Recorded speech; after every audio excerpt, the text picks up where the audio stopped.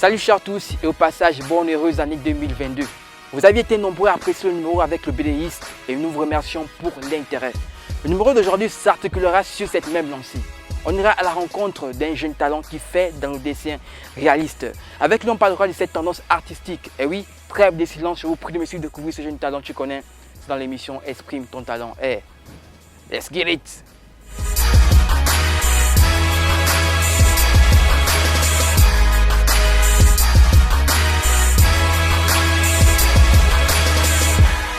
Bonjour, Daoud, Exprime ton talent.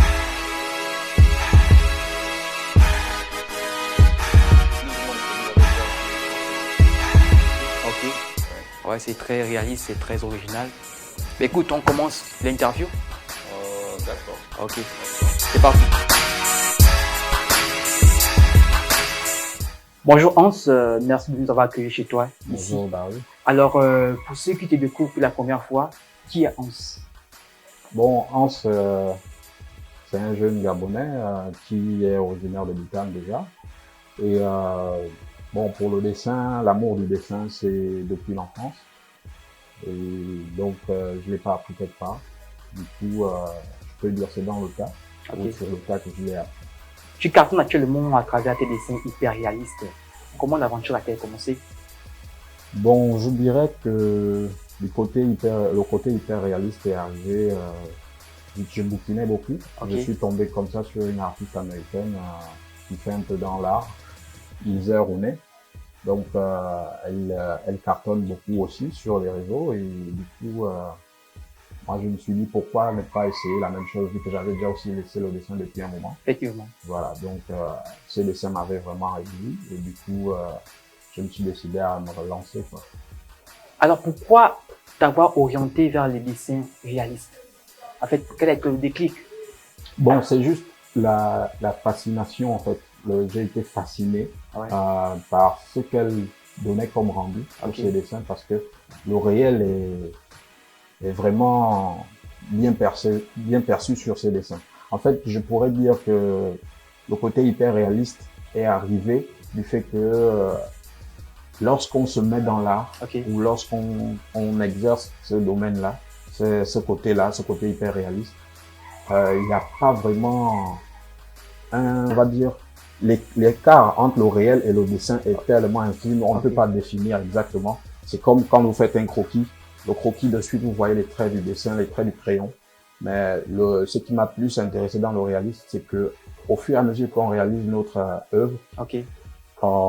on se rapproche plus de la réalité, quoi. Donc, je peux dire le dessin, il est lisse dans ses moindres côtés, quoi. Alors, Hans, comment faire un dessin réaliste? Tu fais si bien d'en parler. Comment Bon, faire un dessin réaliste? Je peux dire, pour faire un dessin réaliste, déjà, la base, c'est d'avoir ces bonnes proportions. Ok. Les proportions, c'est que, je sais pas, certains, ils remarquent sur mes dessins, je fais un grillage. Donc, cette grille-là me permet d'avoir déjà les schémas Ok. bien précis. C'est des sortes de proportions. En fonction de ces proportions-là, c'est un peu difficile d'être hors sujet par Ok. rapport à mon sujet. Donc, par rapport à ma photo ou mon image que je dois représenter. Ok. Voilà. Alors, quels sont tes outils de prédilection pour réaliser tes dessins réalistes, bien sûr? Bon, ici au Gabon, c'est un peu difficile de retrouver ou d'avoir le matériel adéquat pour faire des dessins réalistes. Ok. Mais je pense, et je dis, pour avoir un dessin réaliste, il nous suffit d'avoir un crayon et un papier. Parce que là, les techniques sont différentes. Il faut savoir que chaque artiste a sa technique bien définie. Je peux, avec un crayon simple, réaliser un dessin hyper réaliste. Et quelqu'un d'autre va essayer, mais il va dire non, il n'arrive pas parce qu'il lui faut un matériel adéquat. Mais ici au Gabon, c'est un peu difficile de trouver le matériel qu'il faut pour faire des dessins réalistes. Donc, moi, j'ai avec un ami, un collègue qui travaille avec moi, qui m'en apporte souvent, je fais des commandes. Lui, il m'en apporte souvent de la France. Ok. Voilà. Donc, ces outils sont justement, aujourd'hui, beaucoup ils ne connaissent pas. Il y a le fusain. Ok. Le fusain sert à quoi? Le fusain, en fait, c'est du charbon compacté. Ok. Voilà. Donc, au marché, on va dire, c'est écrit charcoal. Ok. C'est en anglais, c'est juste pour dire du charbon. Et bon, maintenant, le nom artistique, on dira fusain. Ok. Donc, c'est sous forme crayon. Et juste à côté de vous, là, vous pouvez observer, c'est du charbon noir. Ok. Ouais. J'observe bien. Naturel. Ouais. Vous pouvez sortir un échantillon si vous voulez bien observer. Voilà. Voilà. Ah ouais, c'est vraiment du charbon là. Voilà, c'est du charbon. Ouais. Ça me permet d'avoir des zones sombres. Ok. Mais ça, c'est léger, c'est du charbon léger. Ok. Et encore plus que ça, qu'on appelle la pierre noire, c'est pour avoir vraiment des teintes bien sombres, des teintes bien foncées. Donc maintenant, en fonction des différents grades de crayons, je peux avoir des crayons légers, donc à teinte bien foncée aussi, à teinte moyennement foncée. Et donc, il faut savoir les utiliser les uns des autres, mélanger pour avoir toutes les teintes possibles du dessin que nous faisons, en fait, du dessin que nous réalisons. Parce que en fonction de ces outils, comme je le disais, hormis les crayons qui nous servent à avoir des ombres et lumières, donc maintenant pour avoir les éclats lumineux, on utilise aussi des gommes spécifiques. Par exemple, là, j'ai une gomme électrique. C'est une gomme électrique. Elle me permet vraiment d'affiner. C'est rechargeable ou avec des batteries. C'est une batterie dedans, incorporée. Et ceci, c'est une gomme mono zéro. Gomme stylo. Gomme stylo. Voilà, une gomme en stylo. Et maintenant, avec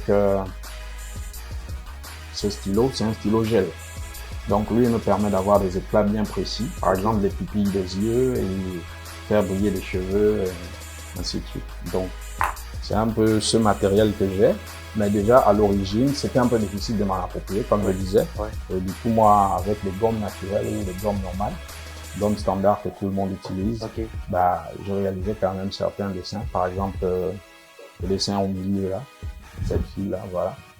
Ça, c'est fait avec la gomme normale, gomme standard. Je n'avais pas encore de matériel adéquat, de matériel de professeur ou de professionnel, autant pour moi. Donc, voilà. Alors, on remarque que tu es vraiment outillé dans ton matériel. Est-ce que c'est plutôt une personne qui débute dans le dessin, qui veut s'aventurer à faire cet art? Comment peux-tu le conseiller en fait pour, est-ce que c'est vraiment pour toi en fait? Bon, la procuration de ces outils. C'est un peu difficile de s'en approprier, comme je dis, je le répète. Mais si on veut faire dans l'art, je pense qu'il y a des sacrifices pour certaines personnes qui veulent vraiment s'impliquer. Il y a des sacrifices, c'est un peu, ça ne coûte rien chez les autres. Mais je pense qu'au Gabon, ça coûterait certainement cher. Et parce que d'autres vont certainement faire venir, ils vont parler de douane et autres.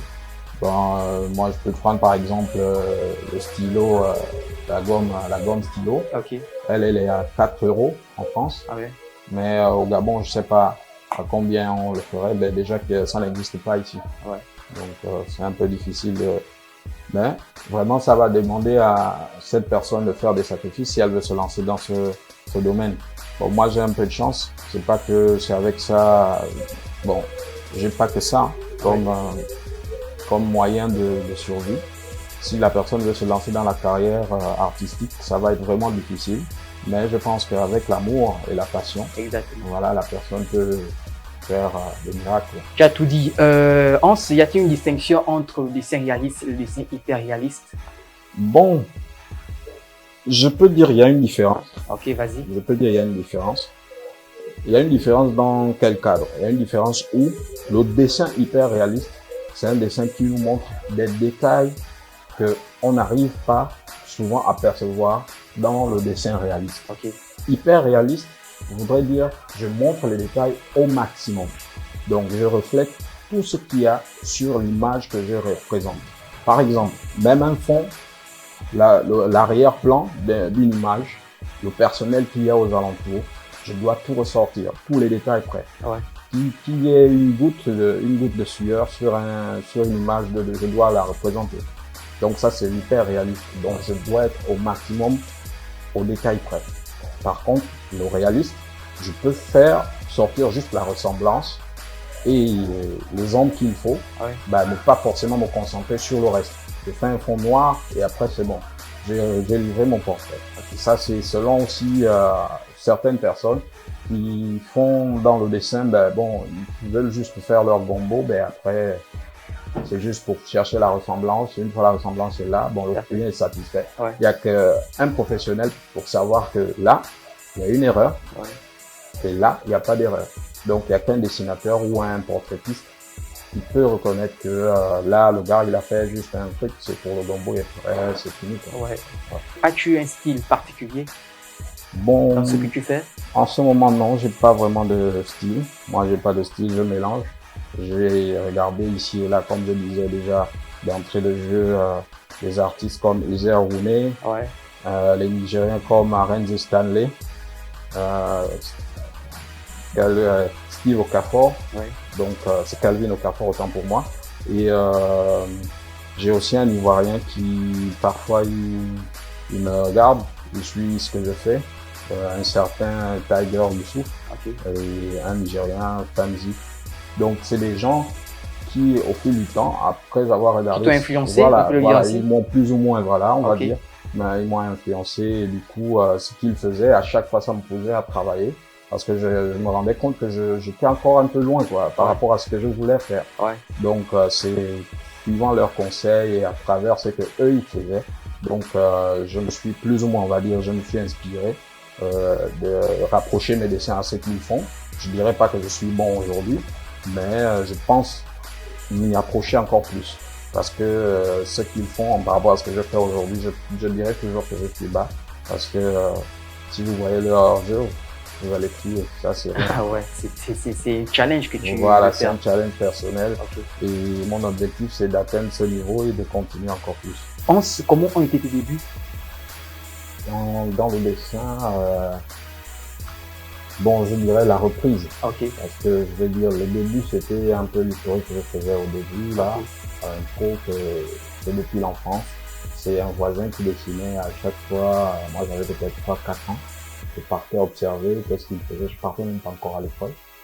Et je pense mon premier dessin, c'est quand je vais enfin à l'école et je trouve un papier au sol. C'était à l'époque un dessin qui passait, le samouraï qui casse. Super. Donc j'ai ramassé le dessin et puis en classe, j'ai commencé à le calquer comme ça. Je calquais tout le temps régulièrement le même dessin, jour après jour. Mais après j'ai remarqué qu'il y avait un gars dans la classe, là c'est des années CP1. Ah ça, ouais. Donc il y avait un gars dans la classe, lui il observait, il dessine, il observe, il dessine. Ben, après je lui dis, attends, s'il le fait, pourquoi pas moi? Donc du coup, au lieu de calquer à nouveau, je m'étais forcé à observer et reproduire ce que je voyais. Super. Donc c'est comme ça qu'au fil des années, je suis parti de classe en classe et à chaque fois on m'appelait dans chaque classe, les représenter des cartes du Gabon, Afrique, et ainsi de suite. Donc, mais après cela, arrivé, les études ont pris le dessus et les parents, bon, n'étaient pas forcément d'accord pour que je force dans ça parce que déjà en Afrique c'est un peu difficile. Exactement. Que les parents encouragent les enfants pour, enfin dans le domaine de l'art. Okay. Donc, et tu peux bien m'en parler, comment tes parents ont réagi? Du côté des parents, c'est pas tout le monde qui était d'accord ou c'est pas tout le monde qui était content de ça. Donc j'avais réalisé un portrait de mon père et ma mère. Et une fois, la première fois que je réalise d'abord un portrait, c'était eux. Et j'avais réussi maman et mon père, lui, il était un peu raté. Et du coup, ce jour-là, ma mère se moquait grave de lui. Et du coup, lui, il a décidé que je ne fasse plus jamais de dessin pour lui, en fait. Je pouvais dessiner, mais ne plus jamais le représenter, quoi. Donc, c'est maintenant. Avec le temps, j'ai continué à dessiner. Donc, dans le livre d'histoire géo, le Gabon à l'époque, j'ai dessiné la majorité des rois, roi Makoko, Monseigneur Bessieux. J'ai même réalisé un portrait de Kenny Reeves. Et tout cela, je le faisais à main levée, rien qu'en observant. Donc, après, arrivé au lycée, je faisais la même chose, mais j'étais plus vraiment concentré. C'était des dessins parce qu'il fallait faire un dessin en classe, des examens comme ça. Et des épreuves, quoi, des évaluations de classe. Arrivé à l'université, je peux dire j'ai continué à faire certaines choses, mais j'ai plus vraiment forcé dans le dessin, je forçais plus. Donc j'ai abandonné, j'ai laissé le dessin. Après, bon, maintenant, c'est mon petit frère qui est là, qui, avec le temps, lui m'a boosté parce que lui, il est resté dans le domaine. Je peux dire, moi, je l'ai motivé aussi à dessiner.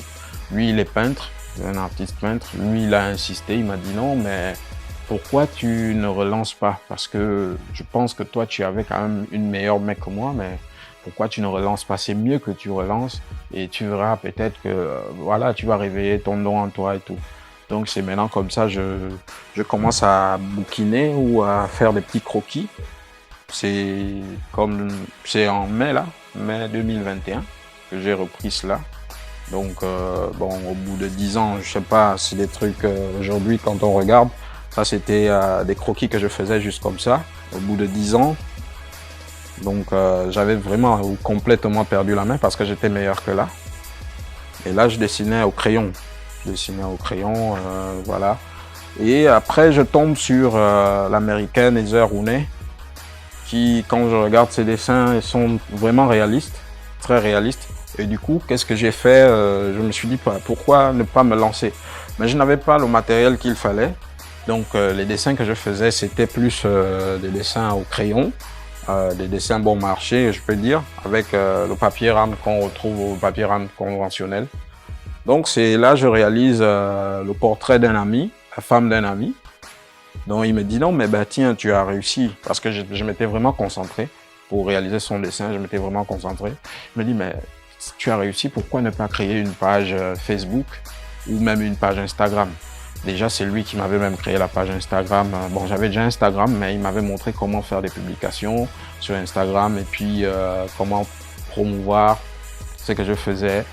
Bon, j'ai une page Insta, bon, peut-être que beaucoup ne savent pas, mais je n'ai pas encore beaucoup de visiteurs, je suis pas encore très populaire là-dedans. Les réseaux sociaux, c'est surtout Facebook. Sur Facebook, je me suis axé parce que je connais Facebook depuis, je peux dire, 2001. Je connais Facebook. À l'époque, c'était i5 et après, on a basculé tout sur Facebook. Donc. Alors, tu nous as éclairé sur tes débuts. On peut passer à la démonstration? Allez, on y va, c'est parti.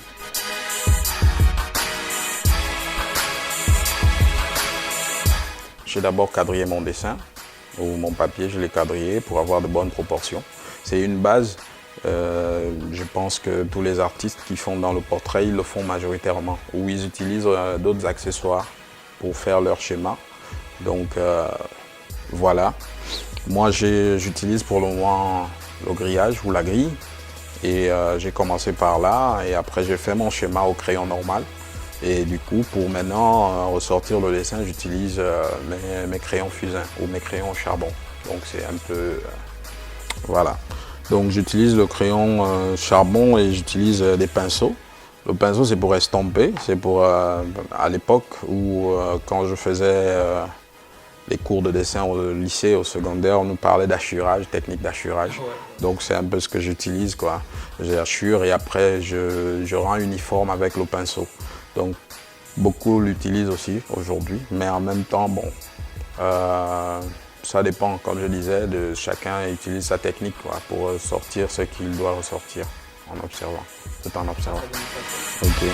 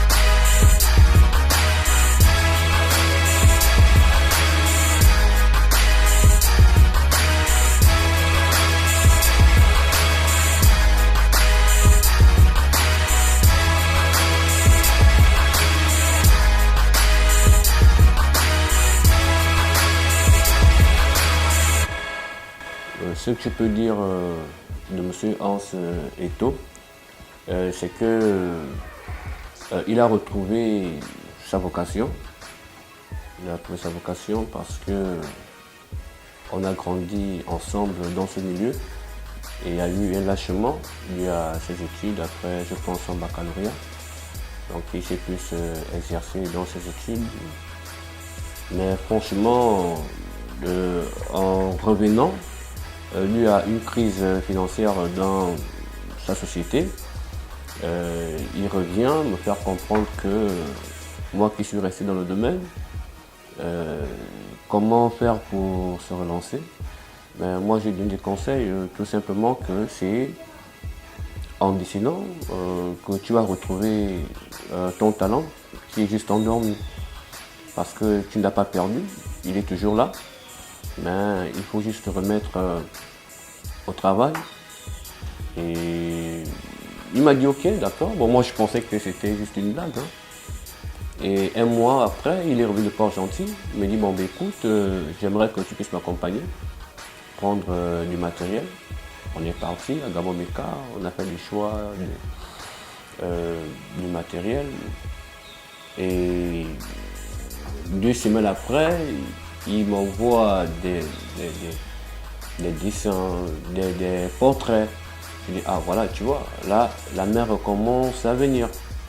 Et aujourd'hui, lorsque je vois son travail, je me dis, mais ton génie est réveillé.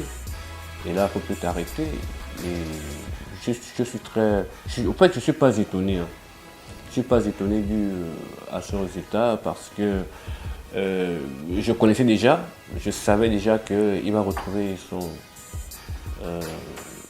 son niveau au niveau du dessin graphique. Et ce que moi, je peux vraiment l'exhorter, c'est de ne pas lâcher. Et qu'il puisse toujours persévérer à travailler avec des nouveaux projets qui vont arriver parce que là il est déjà au top. Il est déjà, moi je le qualifie déjà d'un artiste professionnel, même en étant autodidacte comme nous tous. Donc je l'exhorte à travailler et qu'on puisse se mettre en projet, en collaboration, éventuellement voir comment on peut organiser des expositions.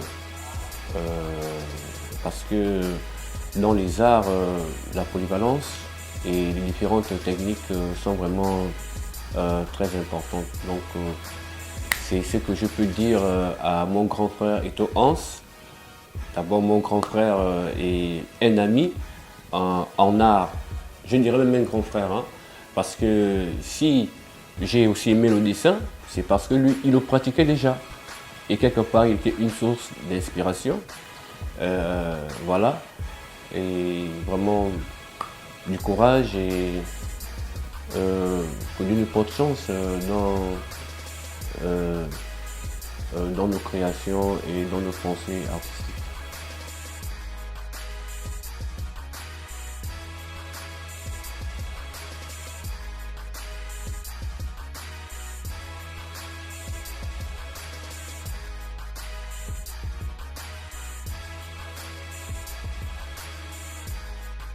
Ok, mes projets pour 2022, je pense que je vais rester sur la même cadence et peut-être basculer maintenant sur du plus grand, laisser un peu le format. Bon voilà, j'ai commencé sur le A2 bientôt, je commencerai rien que sur ça, du A2, des toiles sur des tissus et beaucoup plus sur la peinture maintenant. Et vu que j'ai pas d'atelier, c'est aussi un gros projet en cours. Chercher un atelier et j'espère qu'à 50-50 de ma vie je le ferai vraiment bien. Comme je disais, une partie je travaille sur Port-Gentil et une autre partie je suis ici à Libreville. Coucou les amis, j'espère que vous allez bien chez vous. Bon, c'était Hans, des crayons de Hans pour l'émission Exprime ton talent pour Gabon Première. On se retrouve pour la suite sur ma page pour l'année 2022. Soyez au contact, allez-y vous abonner, ne lâchez rien, abonnez-vous, partagez, c'est en partageant et en likant qu'on va exploser le compteur des réseaux. Et merci encore. Merci pour le soutien, pour tous les gars qui me suivent depuis le début. Je sais que c'est pas facile d'être connecté tout le temps, mais avec vos soutiens, vos commentaires, vos likes, ça me donne de la force de continuer.